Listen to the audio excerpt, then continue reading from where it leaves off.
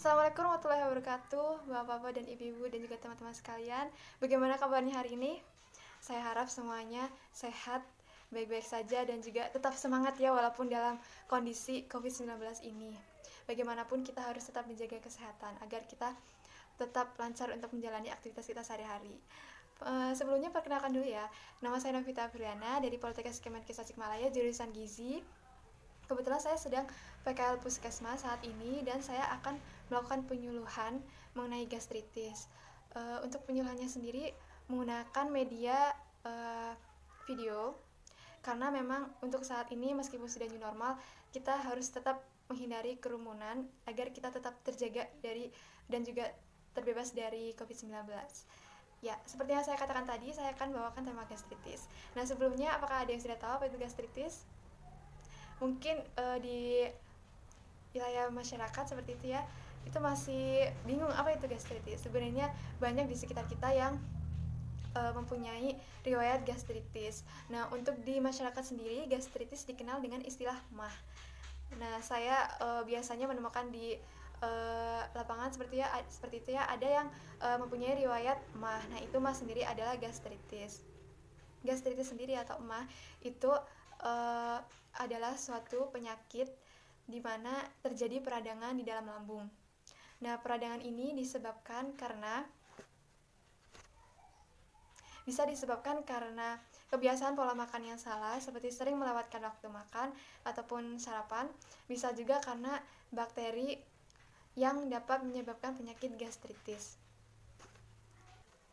Selain itu, gastritis juga bisa disebabkan karena konsumsi obat-obatan, alkohol, dan juga bisa dikarenakan kondisi seseorang yang mengalami stres seperti itu. Untuk penyakit gastritis sendiri itu ada dua jenis. Yang pertama gastritis kronis dan yang kedua gastritis akut. Untuk yang kronis sendiri ini biasanya karena efek jangka panjang seperti sering melewatkan waktu makan dan juga pola makan yang salah itu dapat menyebabkan gastritis kronis. Sedangkan untuk gastritis akut itu sebaliknya, biasanya bersifat akut. Namun keduanya sama-sama tidak bisa kita sepelekan ya seperti itu. Mungkin kalau pas awal pertama gitu ya kambuh itu mungkin bisa gitu ya ditahan. Tapi kalau semisal sudah sering berulang kali apalagi dalam waktu yang lama itu sebaiknya jangan disepelekan teman-teman karena bisa berbahaya apalagi kalau semisal sudah benar-benar parah. Untuk inflamasi sendiri di dinding lambung jika sudah benar-benar parah maka bisa menyebabkan pendarahan. Maka dari itu mengapa orang yang mengalami gastritis dengan kondisi yang cukup parah biasanya BAB-nya atau fesisnya itu ada yang berwarna hitam. Nah, itu berwarna hitamnya itu karena pendarahan dari dalam lambungnya.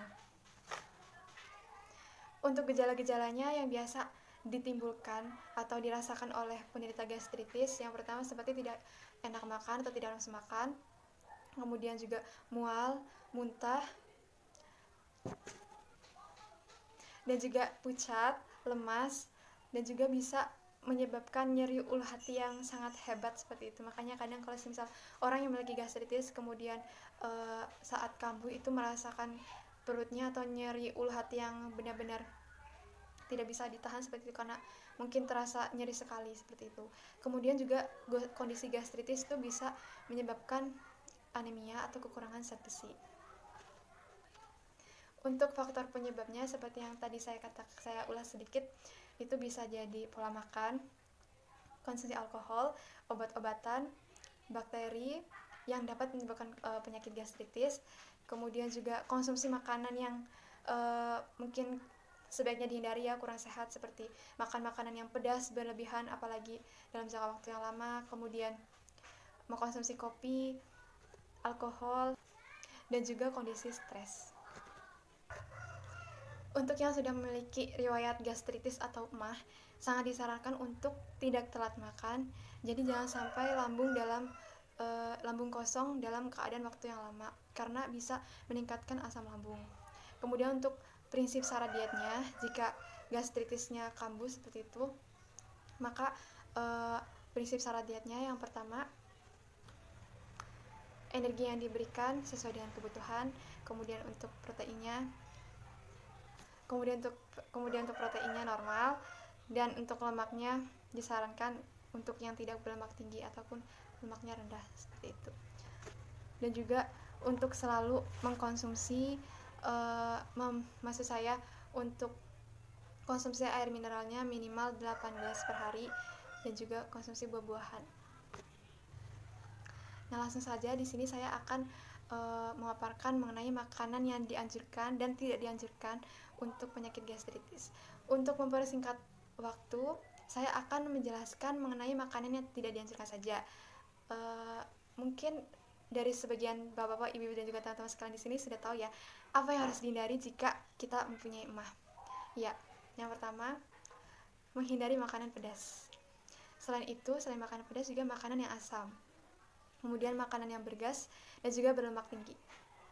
Nah, dari kelompok makanan tersebut ada beberapa jenis makanan.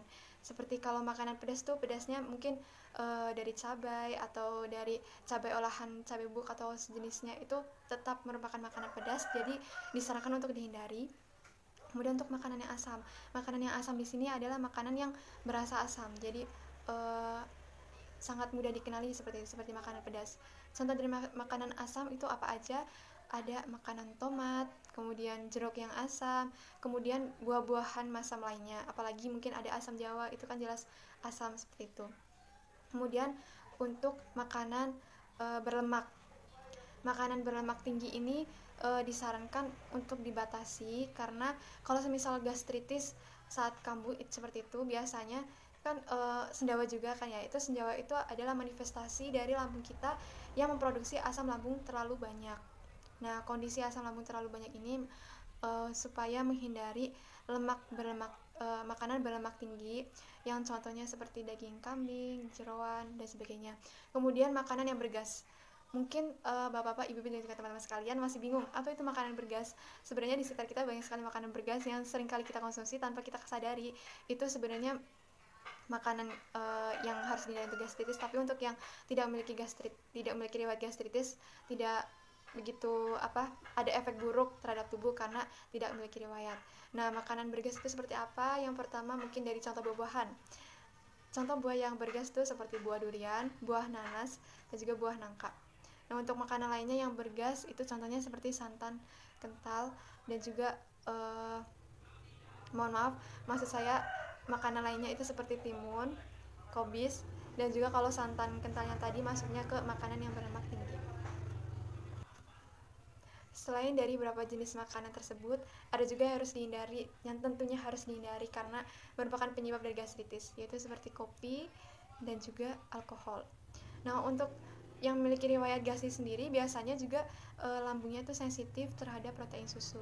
Maka jika kalau semisal minum susu sapi menjadi kembung, maka disarankan untuk dianjurkan untuk tidak mengkonsumsi susu sapi. Untuk tips bagi penderita yang sudah terlanjur memiliki riwayat gastritis, di sini saya ada tips yang tentunya bisa diterapkan dan sangat mudah seperti itu. Jadi jangan stres gitu ya kalau misal gastritis gitu, terus kan tahu efeknya, bahkan bisa kalau misal sangat parah pendarahan gitu ya, pendarahan dalam lambung, kemudian jika lebih parah lagi dapat menyebabkan kanker lambung, ataupun juga saya pernah baca jurnal dapat menyebabkan kematian seperti itu.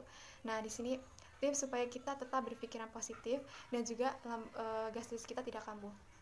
Yang pertama, kita harus mengkonsumsi makanan yang tentu saja yang harus dihindari seperti itu. Jadi makanan yang notabene netral seperti itu. Seperti contoh buah-buahan yang netral itu seperti buah melon, pepaya, pisang, bengkoang, sawo ataupun kurma. Sebenarnya masih ada buah yang lain, cuman buah tersebut itu cenderung lebih netral gitu. Karena buah-buah tersebut itu tidak asam, karena kalau yang asam itu lambung itu bisa sensitif seperti ya untuk yang asam. Seperti itu. Kemudian juga yang paling penting adalah jangan telat makan dan juga jangan stres. Karena kalau kita stres itu bisa menyebabkan asam lambung kita menjadi naik. Karena kalau stres kita otomatis banyak pikiran. Jadi seperti ada pengaruh pada produksi asam lambung kita.